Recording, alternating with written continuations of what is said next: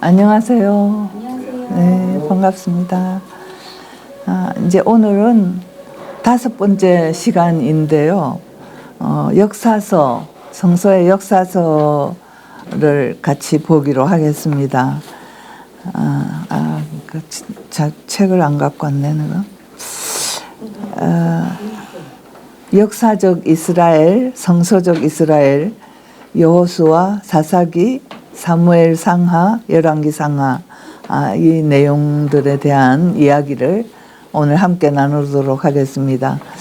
그 이스라엘 역사를 두 가지 내용으로 구분을 해볼 수 있는데, 하나는 신명기계 역사서이고, 그 신명기계 역사서에 해당하는 내용들이 오늘 바로 우리가 얘기할 6권의 책들입니다. 여호수아, 사사기, 사무엘 상하, 열왕기 상하, 이걸 전기예언서라고도 합니다. 그 다음에 두 번째 역사서의 분류는 역대기 사가의 저작인데, 역대지, 상하, 에스라, 느헤미야, 이 책들을 역대기 사가의 저작으로 분류를 하고 있습니다. 근데 이 두 가지 역사 이야기는 모두 다 가나안 정착을 해서 가나안 땅을 정복해 나가고 하는 그 시대로부터 사사시대를 거쳐서 왕조사에 이르는 후에 또 왕국이 멸망할 때까지의 방대한 역사를 기록하고 있습니다. 근데 이 신명기 사가와 역대기 사가의 특징이 서로 매우 다른 것을 볼 수 있는데요. 우선 그 구약 성서가 기록된 내용들의 배경을 보면 구약 역사서는 사실보다는 진실을 전하는, 다른 말로 표현하면 의미를 전하는 그런 기록이다, 이렇게 말할 수 있겠고, 그래서 구약의 역사서는 역사보도나 연대기를 기록한 것이 아니라 이스라엘과 하나님의 만남이 일어났던 역사적 현장을 이야기 형태로 증언하고 있다, 그렇게 보겠습니다. 그러므로 성서적 이스라엘 역사라, 이렇게 말할 수가 있는 것입니다. 성서적으로 말하면 이스라엘은 정치적, 인종적 범주를 넘어서 하나님과 언약을 맺은 백성이라 하겠는데, 그러므로 이스라엘 역사는 그들이 역사 속에서 하나님의 마음과 뜻에 대해 어떠하였는가를 기술하고 있는 책이다, 그렇게 말할 수 있겠습니다. 이는 오늘 우리에게 우리 자신을 점검하게 하는 기준이 될 수도 있지요. 성서의 기록은 역사적 사건이 일어났던 시간, 그때 역사적 사건이 일어났던 때가 있고, 그 사건이 구전을 통하여 전달되어지고 문서로 기록되어진 때가 있고, 그 이후 그 문서를 읽는 독자의 때가 있는 것입니다. 이 독자의 때는 지금 수천 년을 거쳐서 오늘 우리에게까지 이르고 있는 것이죠. 구약의 기록 과정도 구전을 거쳐 오다가 후에 비망록 혹은 실록 형태로 전수되어지고 오랜 후 책의 형태를 이루게 된 것이므로 실제 사건이 일어났던 때보다는 훨씬 후대에 기록이 되었다 하는 것은 우리가 쉽게 알 수 있는 일이겠습니다. 그래서 구약 성서는 매우 긴 역사의 배경을 갖고 있고, 각 시점에서 어떤 역사적 관점을 가지는가에 따라 해석이 다르게 나타날 수도 있다, 그렇게 볼 수 있겠습니다. 신명기 역사가의 특징은 이 오늘 읽은 6권의 책이 신명기 사가의 관점에서 기록된 것으로 보는데요. 철저하게 이스라엘 역사를 이끌어가는 것은 사람이 아닌 하나님이라는 것이에요. 철저하게 이것을 강조하는 것이 신명기 사가의 관점이다, 그렇게 볼 수 있겠습니다.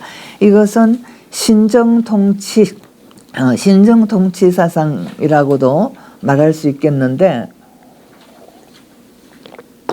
이스라엘 역사를 하나님이 통치하신다라고 하는 사상입니다. 이런 관점은 예언자적 전성에서 있다고 볼 수 있습니다.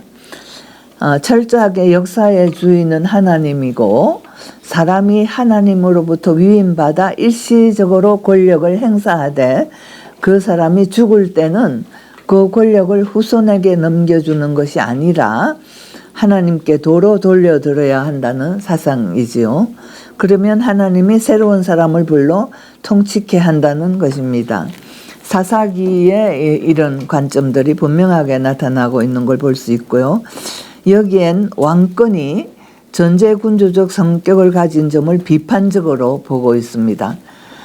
그래서 이제 이스라엘 역사에서 여호수아가 땅을 점령했잖아요. 땅을 점령하고 지파들에게 땅을 분배하고 그리고 이제 이끌고 가다가 사사시대로 들어가게 되는데 사사시대가 한 200년간 지속이 되어요. 이스라엘에서. 그러니까 기원전 13세기부터 기원전 11세기, 3세기, 12세기, 11세기 그렇게 200년간 사사들이 통치하게 되거든요. 그런데 이제 이 사사들 통치 기간 동안에 외세의 침략이 너무 많고 이스라엘이 그 외세하고의 전쟁에서 너무나 힘든 부분들이 생기고 하니까 이 백성들이 왕을 세워달라고 사무엘에게 요청하게 되는데 이 왕권에 대해서 이 신명기적 사가는 굉장히 그 왕권을 반대하는 입장을 가지고 있는 것을 분명히 볼 수 있는 것입니다. 그래서 이제 그 사무엘상 특별히 사무엘상 8장 1절에서 12절까지를 보면 그 이야기가 나와 있는데요. 제가 한번 그 좀 길지만 읽어보겠습니다. 사무엘은 늙자 자기의 아들들을 이스라엘의 사사로 세웠다. 맏아들의 이름은 요엘이요 둘째 아들의 이름은 아비야다. 그들은 브엘세바에서 사사로 일하였다. 그러나 그 아들들은 아버지의 길을 따라 살지 않고 돈벌이에만 정신이 팔려 뇌물을 바꿔서 치우치게 재판을 하였다. 그래서 이스라엘의 모든 장로가 모여서 라마로 사무엘을 찾아갔다. 그들이 사무엘에게 말하였다. 보십시오. 어른께서는 늙으셨고 아드님들은 어른께서 걸어오신 그 길을 따라 살지 않습니다. 그러므로 이제 모든 이방 나라들처럼 우리에게 왕을 세워 주셔서 왕이 우리를 다스리게 하여 주십시오. 그러나 사무엘은 왕을 세워 다스리게 해달라는 장로들의 말에 마음이 상하여 주님께 기도를 드렸더니 주님께서 사무엘에게 말씀하셨다. 백성이 너에게 한 말을 다 들어주어라. 그들이 너를 버린 것이 아니라 나를 버려서 자기들의 왕이 되지 못하게 한 것이라. 그들은 내가 이집트에서 데리고 올라온 날부터 오늘까지 하는 일마다 그렇게 하여 나를 버리고 다른 신들을 섬기더니 너에게도 그렇게 하고 있다. 그러나 너는 이제 그들의 말을 들어주되 엄히 경고하여 그들을 다스릴 왕의 권한이 어떠한 것인지를 알려주어라. 그러니까 군주제, 왕권제가 어떤 것인가 굉장히 비판적으로 보고 있는 내용이 되겠습니다. 사무엘은 왕을 세워달라고 요구하는 백성들에게 주님께서 하신 모든 말씀을 그대로 전하였다. 당신들을 다스릴 왕의 권한은 이러합니다. 그는 당신들의 아들들을 데려다가 그의 병거와 말을 다루는 일을 시키고 병거 앞에서 달리게 할 것입니다. 이제 군주제가 어떤 모순들을 갖고 오는지 하나씩 열거하고 있어요. 그는 당신들의 아들들을 천부장과 50부장으로 임명하기도 하고 왕의 밭을 갈게도 하고 곡식을 거두어 드리기도 하고 무기와 병거의 장비도 만들게 할 것입니다. 그는 당신들의 딸들을 데려다가 향유도 만들게 하고 요리도 시키고 빵도 굽게 할 것입니다. 그는 당신들의 밭과 포도원과 올리브 밭에서 가장 좋은 것을 가져다가 왕의 신하들에게 줄 것이며 당신들이 둔 곡식과 포도에서 열의 하나를 거두어 왕의 관리들과 신하들에게 줄 것입니다. 그는 당신들의 남종들과 여종들과 가장 뛰어난 젊은이들과 나귀들을 끌어다가 왕의 일을 시킬 것입니다. 그는 또 당신들의 양떼 가운데서 열의 하나를 거두어 갈 것이며 마침내 당신들까지 왕의 종이 될 것입니다. 그때야 당신들이 스스로 택한 왕 때문에 울부짖을 터이지만 그때 주님께서는 당신들의 기도에 응답하지 않으실 것입니다. 이렇게 일러줘도 백성은 사무엘의 말을 듣지 않고 말하였다. 그렇지 않습니다. 우리에게도 왕이 있어야 되겠습니다. 우리도 모든 이방 나라들처럼 우리의 왕이 우리를 다스리며 그 왕이 우리를 이끌고 나가서 전쟁에서 싸워야 할 것입니다. 사무엘의 백성의 모든 말을 듣고 나서 주님께서 들으시도록 다 아뢰니 주님께서 사무엘에게 말씀하셨다. 너는 그들의 말을 받아들여서 그들에게 왕을 세워주어라. 그래서 사무엘은 이스라엘 사람들에게 각자 자기의 성읍으로 돌아가라고 일렀다.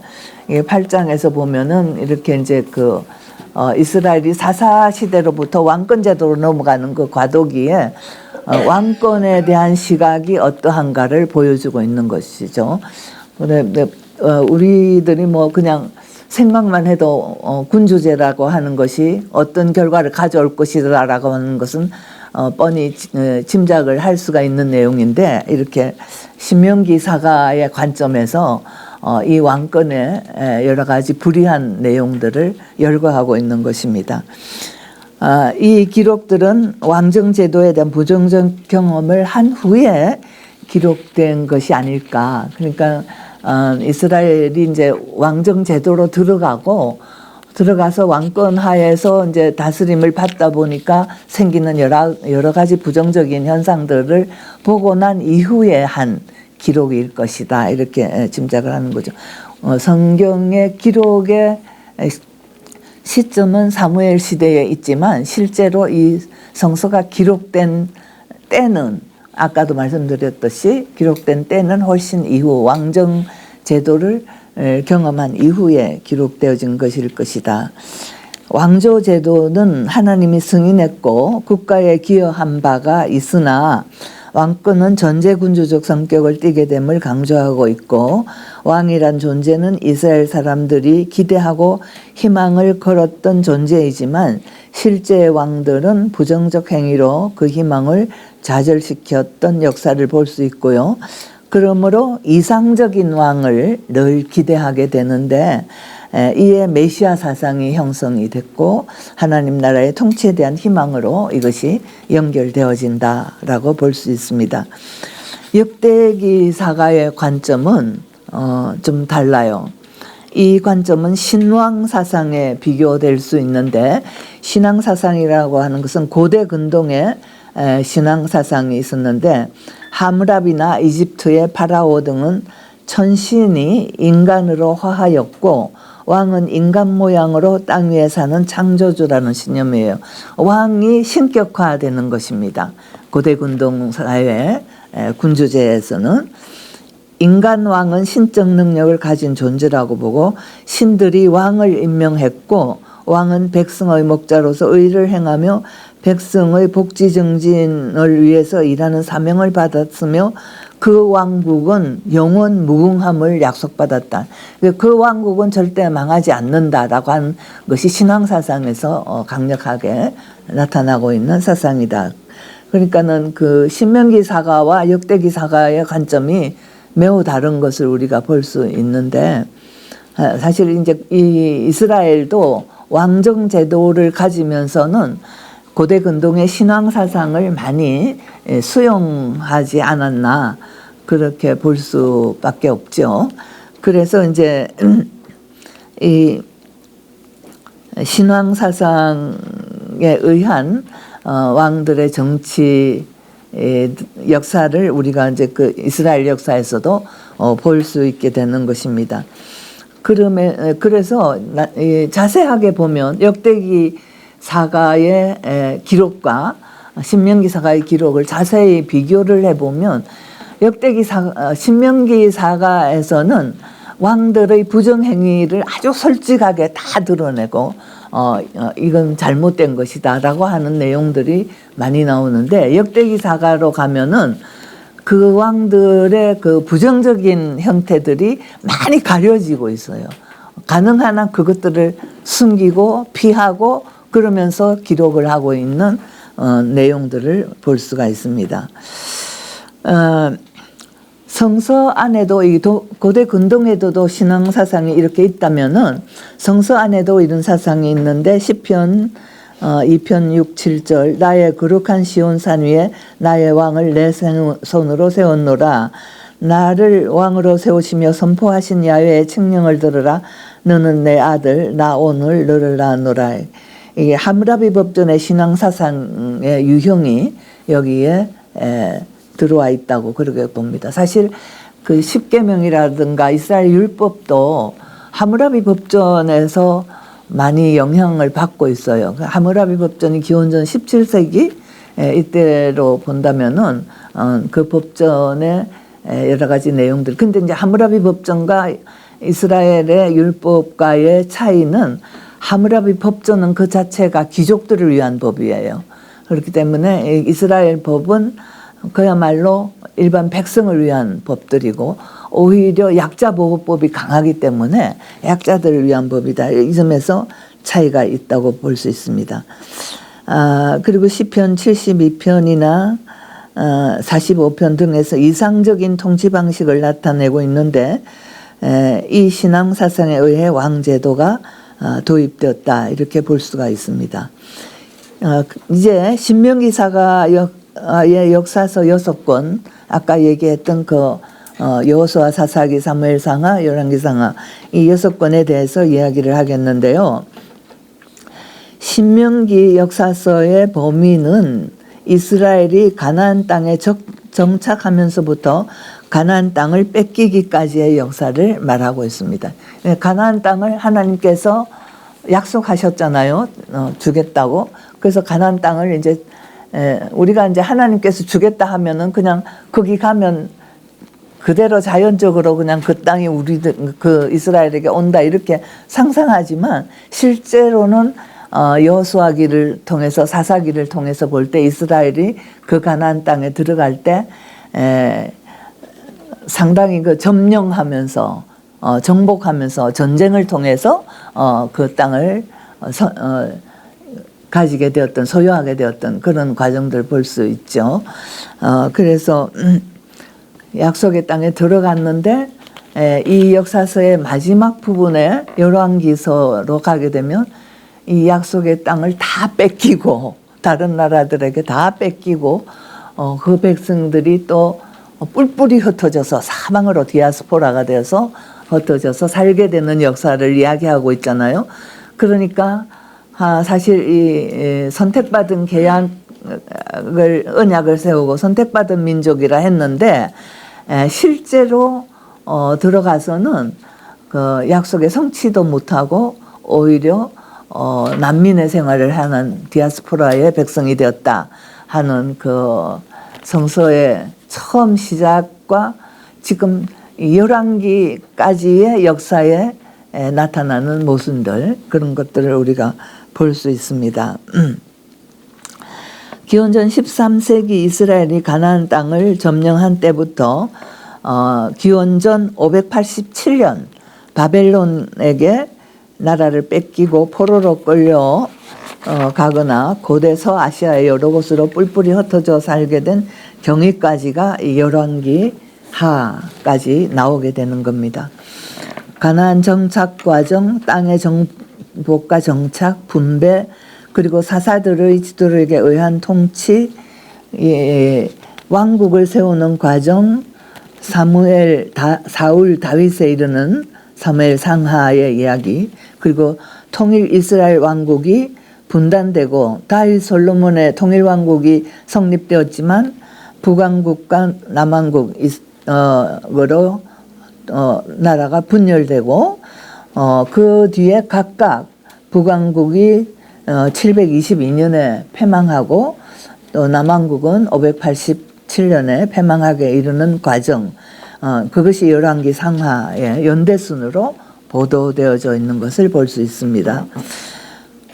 여호수아, 사사기, 사무엘 상하에는 왕국 시대를 열기까지의 과정이 있고 사울은 사사시대를 마감하고 왕국시대로 전환하는 과도기 지도자입니다. 기원전 10세기 다윗과 솔로몬은 이스라엘 왕국 시대를 열었고, 이게 이제 이스라엘의 가장 전성기라고 볼 수 있고, 이스라엘의 왕국의 이상향은 바로 다윗과 솔로몬 시대를 얘기를 한다.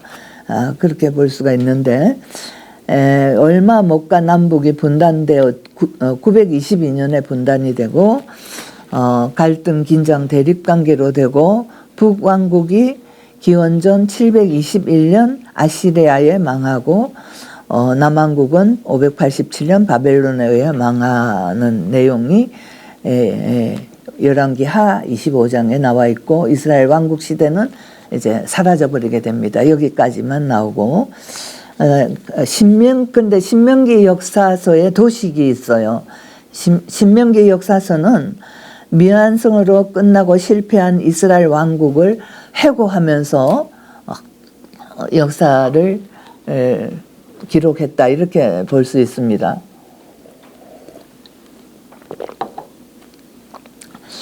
실패한 역사를 진지하게 되물으면서 그 실패의 원인을 이 신명기사가 무엇으로 보느냐면, 야훼 하나님과의 언약에 충실하지 않았기 때문이라고 보면서 그것을 반성하는 거예요. 그리고 그것을 이스라엘 역사에 대해 하나님의 축복과 저주의 도식으로 해석하고 있습니다.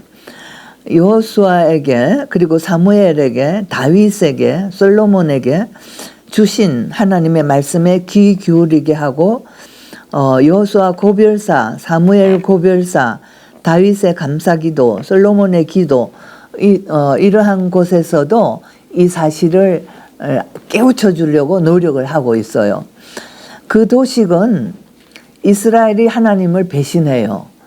그러면 그 배신의 내용은 다른 나라의 침략으로 인해서 점령당하게 되는 겁니다. 그러면 이스라엘이 막 부르짖어요. 회개하고 부르짖어요. 잘못했습니다. 하나님 용서해 주십시오. 뭐 다시는 안 그러겠습니다. 그런 얘기를 하는 거죠. 그리고 이제 그 다음에는 그렇게 되면 하나님께서 이스라엘을 또 구원해 주셔요. 그래서 사사기에서 이게 가장 명백하게 드러나고 있는데, 사사를 세웠는데 이스라엘이 하나님 배신하면은 다른 나라 블레셋이라든가 암몬이라든가 이런 나라들의 침략을 받고 망하게, 점령을 당하게 되고, 그러면은 이스라엘이 울부짖고 회개하고, 그러면 하나님께서 또 다른 사사를 세우셔서 그 블레셋과의 전쟁, 암몬과의 전쟁을 이기게 하시고 이스라엘을 구원해 주신다 하는 이 도식이 사사기에는 너무나 뚜렷하게 나타나 있고, 신명기 사가의 역사적 관점이 바로 그런 도식에 의해서 설명되어지고 있다는 것을 볼 수 있습니다. 북왕국 이스라엘의 패망 이유를 힘이 아니라 정신에서 파악하는 역사 해설은 모두 이스라엘이 언약 백성의 책임을 다하지 못한 것으로 보고 있고, 하나님이 그들을 버리셨다라고 표현합니다. 그리고 이제 이 이스라엘을 깨우치는 방식은 예언자들을 통하여 말씀하시고 경고하시는 내용으로 나오는데요. 하나님은 이스라엘이 외세 침략 당하기 전에 여러 차례 예언자를 보내서 경고하는 내용이 나와요. 그러니까 그 이스라엘이 침략 당할 때마다 그 이전에 하나님의 경고가 분명히 나타나는데 예언자들을 통해서 경고합니다. 신명기 사가는 이를 의도적으로 역사의 이야기 사이사이에 예언자 이야기를 삽입하고 있습니다. 나단, 스마야, 미가야, 이사야, 훌다 등 이를 통해 이스라엘 왕정 통치에 대한 대안을 밝힙니다. 엘리야와 엘리사 이야기는 대표적이라고 할 수 있죠. 하나님 마음은 이스라엘이 패망하는 것이 아니라 하나님께로 돌아오라는 것이에요. 그래서 그 경고할 때 하나님께로 돌아오라, 너희들이 다른 신을 섬기던 것을 중단하고 하나님께로 돌아오라. 그런데 이스라엘은 회개하지 않았고 하나님은 진노하시고 이스라엘은 나라를 잃습니다. 다만 그 왕정을 통해서 이 신명기사가 칭찬하고 있는 왕은 히스기야와 요시야예요. 이 둘은 대대적으로 그 우상숭배를 타파하고 하나님을 예배하기 위한 모든 종교개혁을 단행하고 있거든요. 그래서 이 두 왕에 대해서는 상당히 이제 긍정적인 왕으로, 다 부정적인 왕으로 보다가 이 히스기야 왕과 요시야 왕에 와서는 매우 긍정적인 평가를 하고 있습니다.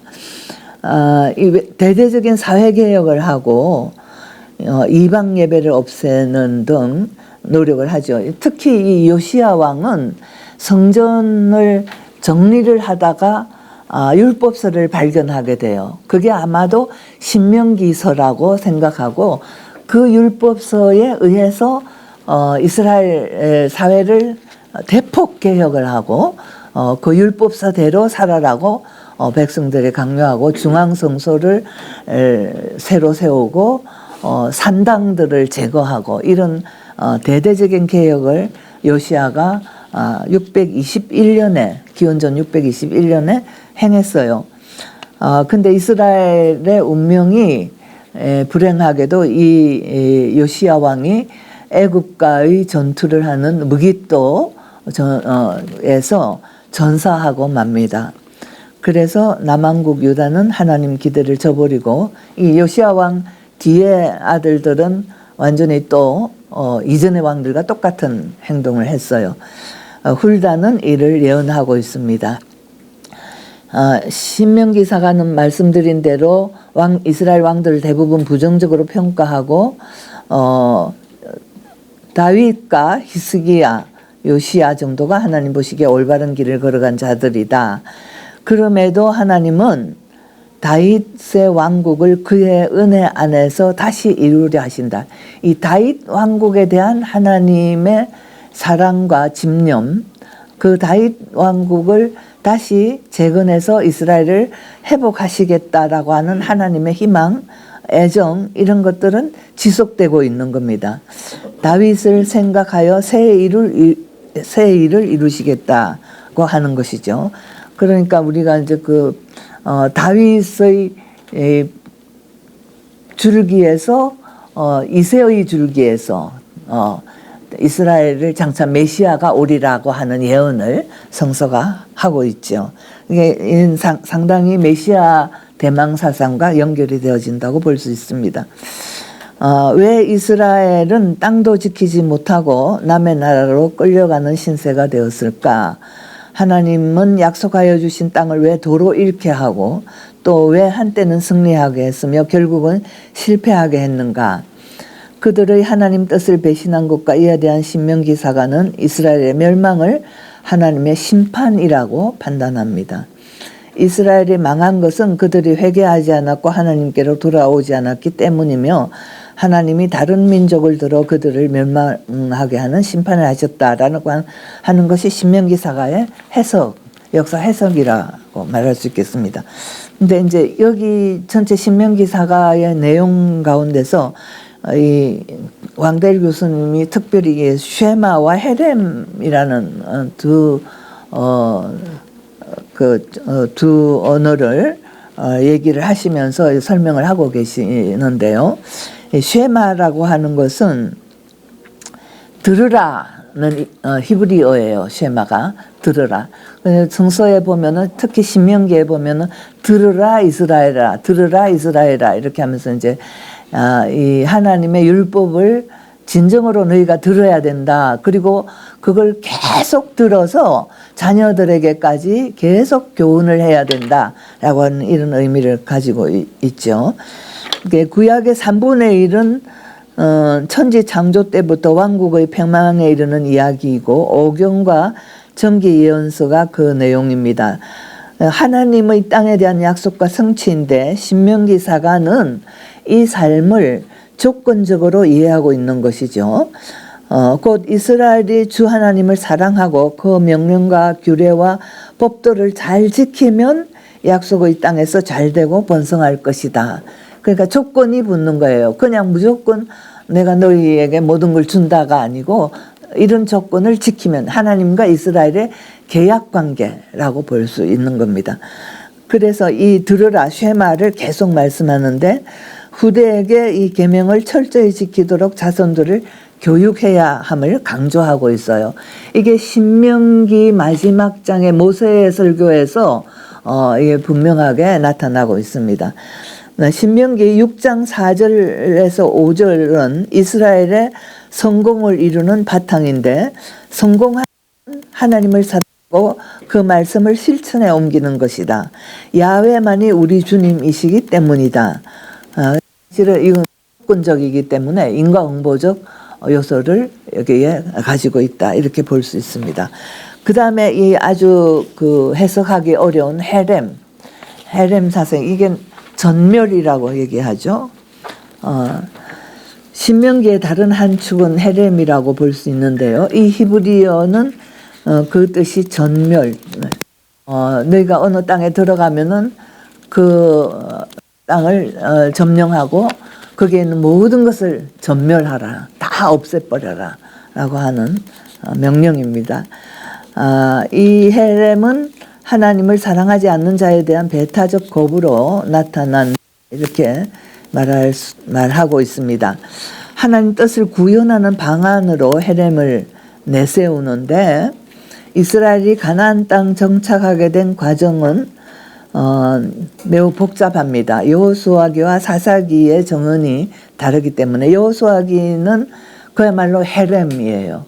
정복해가지고 전멸시키고 완전히 하나님의 것으로, 이스라엘 것으로 만드는 그런 것인데 사사기는 좀 그 이스라엘 정착 과정이 달라요.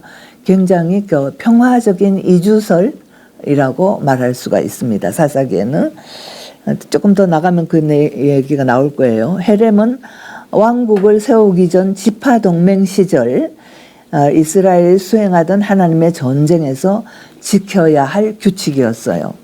이스라엘이 수행하는 하나님의 전쟁에서 등장하고 전쟁의 역사를 이것은 회상하고 있는 것이 아닌가 이렇게 볼 수가 있겠는데 하나님이 용사이고 이스라엘은 그 증인이라는 맥락입니다. 그러므로 이스라엘은 그 어떤 전리품도 가져서는 안 된다는 것이고 모두 하나님께 바쳐야 한다. 성전은 이건 거룩한 전쟁, 하나님이 이스라엘을 위해서 싸운다는 믿음에 기초하고 있고 하나님은 이방인을 들어 이스라엘을 심판한다라고 하는 믿음을 또한 말해주고 있습니다. 이 헤렘은 일련의 전쟁 규칙이다. 근데 사실 지금 평화주의자들은 이 헤렘 때문에 구약 성서를 완전히 부정하려고 하거든요. 평화 사상 너무나 극단적으로 반대되는 사상이에요. 헤렘이라고. 여기에 있는 사람 다 죽여라. 이건 평화하고는 너무나 극단적으로 반대되는 위치에 있죠. 그래서 지금 평화 이야기하는 사람들은 이 구약에서 기독교 평화를 얘기하려면은 이 헤렘이 제일 걸림돌이 되는 거예요. 사실 샬롬이라든가 이런 개념은 있지만 샬롬으로서는 얼마든지 평화 사상을 얘기를 할 수가 있어요. 근데 이 헤렘이 딱 걸림돌이 되면 구약 성서를 증거로 평화 사상을 얘기하기에는 너무나 이게 큰 걸림돌이 된다라고 하는 겁니다. 근데 제가 이제 김희곤 교수 책을 옛날에 읽었고 좀 좋아하는데 그분은 이제 이걸 제가 볼 때는 변명이죠. 변명하려고 온갖 애를 다 쓰시면서 여러 가지 이제 학설들을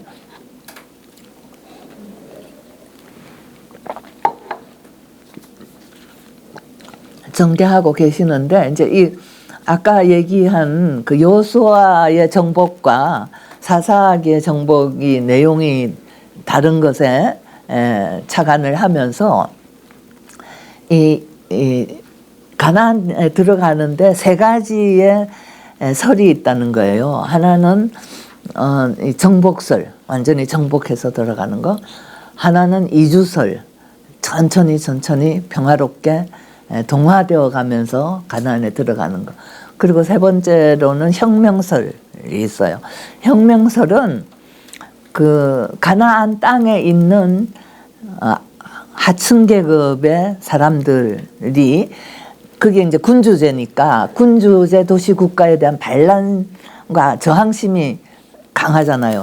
그 사람들과 이 애굽에서 탈출해온 이 핫비루 히브리인들이 결합해가지고 혁명을 일으켜서 들어갔다. 이게 혁명설이라고 볼 수가 있는데, 우리가 라합 이야기도 듣잖아요. 라합하고 내통을 하잖아요. 여호수아가 내통을 해서 들어가는 거 보면은 가나안의 일정 정도의 세력들과 결합되어졌다는 걸 상상할 수 있죠. 아무튼 이런 이제 여러 가지 학설을 보면서 아마도 그렇게 정복해서 들어간 곳은 한두 곳 있을 수도 있겠지만, 대체적으로는 이 평화적인 이주설이 더 가능성이 높다, 그렇게 보는 겁니다. 그러니까 이제 그냥 이렇게 스며 들어가서 그 부족들하고 같이 살다가 보면서 차츰차츰 이스라엘이 자기 영역을 확대해 나가는 그런 이주설로 보는 것이 더 타당하지 않겠느냐, 이분은 이렇게 생각하시고, 이 전쟁의 이런 헤렘의 기록은 아마도 이스라엘이 들어갔을 때 거기에 사람도 별로 없고 그냥 황무지처럼 버려진 땅처럼 되어 있는 곳에 자기들이 정착해 갖고 들어가서 거기서 살면서 하나님과 함께하는 전쟁을 회상하면서 이런 어떤 헤렘적인 설화를 만들어서 이야기하지 않았을까, 상상해서. 그 땅이 그냥 우리에게 주어진 것이 아니라 이와 같이 우리가 하나님과 함께 전쟁함으로써 얻어진 땅이다, 이런 형태의 이야기를 해주고 있는 것이 아닌가, 이런 이제 설명도 하고 있고, 그러기 때문에 이 여호수아에 있는 이 정복설에 의한 전쟁의 이야기보다는 이주설적인 사사기를 중심으로 한 이주설의 이야기를 조금 더 가능한 걸로 보고, 이 헤렘 사상을 절대적인 하나님을 의지하는 이스라엘의 신앙으로 해석하는 것이 좋지 않겠는가. 근데 제가 이제 이스라엘 가서 들은 이야기 중에 하나 좀 인상적이었던 것은요, 이게 사실은 이제 고대 사회의 부족 전쟁이잖아요. 지금 우리가 상상하는 거하고는 전쟁이 다르죠. 그 고대 사회는 지금도 뭐 러시아가 그냥 우크라이나를 침략해 갖고 들어가서 땅을 뺏고 그러잖아요. 그러니까 고대 사회도 끊임없이, 고대 사회는 더 많은 그 영토 전쟁이 벌어졌을 것이다, 이렇게 볼 수가 있어요. 근데 제가 들은 이야기는 그 어느 한 지역을 점령하게 되면은 그 우물을 본대요, 우물을.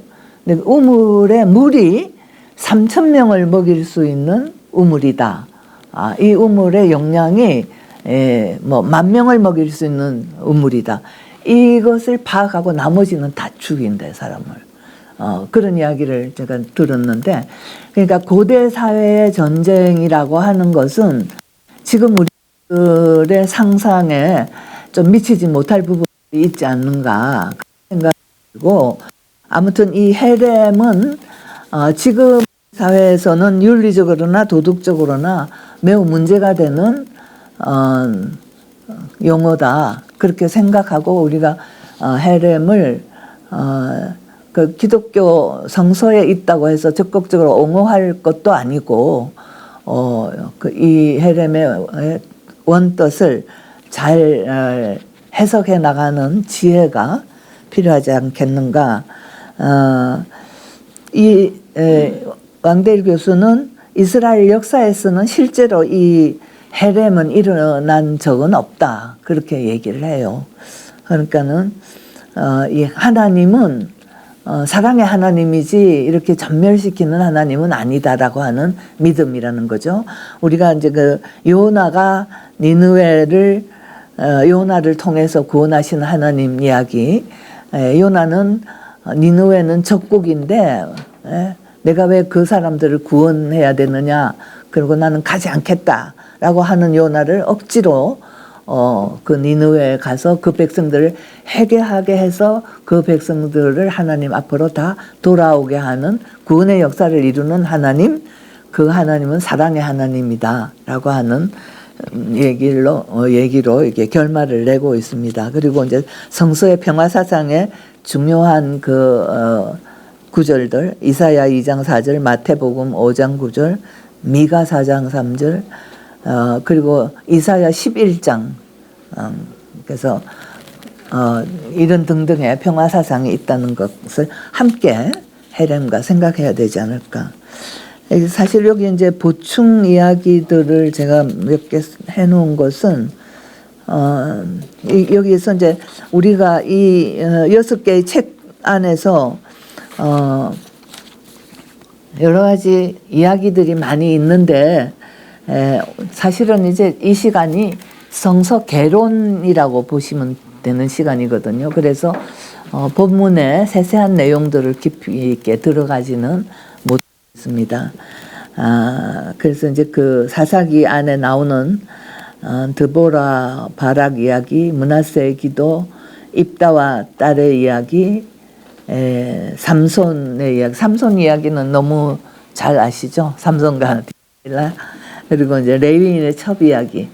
레위인의 첩 이야기도 여러분들이 이제 많이 들으셨을 것인데, 사실은 주일날 아침에 설교할 때 이런 걸 본문으로 해가지고 설교하면은 사람들이 조금 불편해하겠죠. 그런데 사실은 우리가 성서 안에 있는 폭력의 이야기라든가 이런 얘기를 솔직하고 진솔하게 하려면은 이런 본문에 대해서도 불편함이 없이 받아들여야 될 본문들이 아닌가, 그런 생각을 합니다. 이 왕들 이야기, 사무엘, 사울, 다윗, 솔로몬, 성전을 건축했고 지혜의 왕으로 유명하죠. 솔로몬의 지혜에서 여러분들 혹시 기억하고 있는 이야기 있으세요?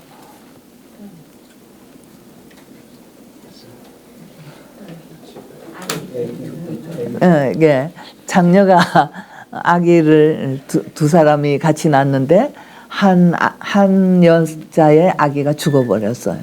그러니까 이 다른 여자가 그 아기를 바꿔치기를 해가지고 서로 이제 막 분쟁이 일어났죠. 내 아이다, 내 아이다. 그래서 이제 솔로몬에게 데리고 왔어요. 그랬더니 솔로몬이 판결하기를 그 아이를 반을 갈라서 둘로 나누어 주어라. 그랬더니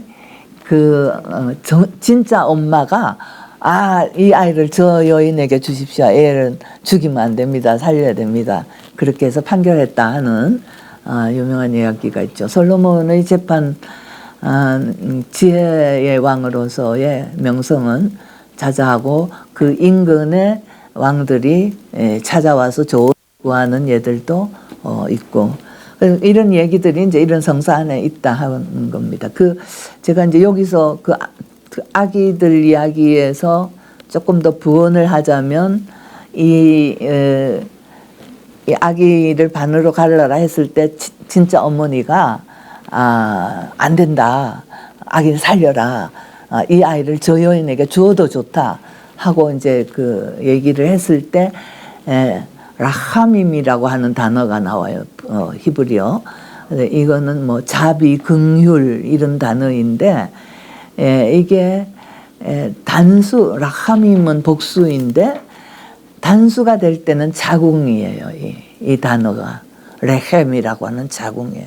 그러니까 이 어머니의 자궁의 창자에서 열정이 끌어올라서 라하밈이 불이 붙어서 어머니가 소리쳤다, 그런 얘기가 나오거든요. 그러니까는 이 모성의 사랑에 대한 라카밈, 자비, 긍휼, 이것이 하나님이 이스라엘을 애굽 땅에서 이스라엘이 신음하는 것을 듣고 하나님의 라카밈이 끌어올라서 그들의 소리에 응답했다. 라고 하는 겁니다. 그러니까 이 단어가 뭐 여러 곳에 많이 나오지는 않는데, 그와 같이 어머니의 뱃속에, 창자 속에서, 자궁 속에서, 끌어오르는 그 사랑과 열정, 이런 것이, 모성적인 열정인 것과 동시에 하나님의 사랑이 그러한 형태를 가지고 있다 하는 걸 성서 안에서 이제 유추해가지고, 설명할 수도 있습니다. 아무튼 이런 이야기들이 안에 있다 하는 거고, 왕국 분열은 922년인데 기원전 북지파들이 남쪽 유다 지파와 분립을 주장하면서 분열이 시작되었고, 남쪽 지파 르호보암이 북쪽 지파들의 정당한 요구를 들어주지 않았기 때문이고, 북쪽의 여로보암이 통치자가 되고 도읍지를 세겔로 정하고 금송아지를 베델과 단에 모셨고요. 우상을 만들려고 한 것은 아니라고 보는데, 나중에 우상 숭배로 비난을 받게 됩니다.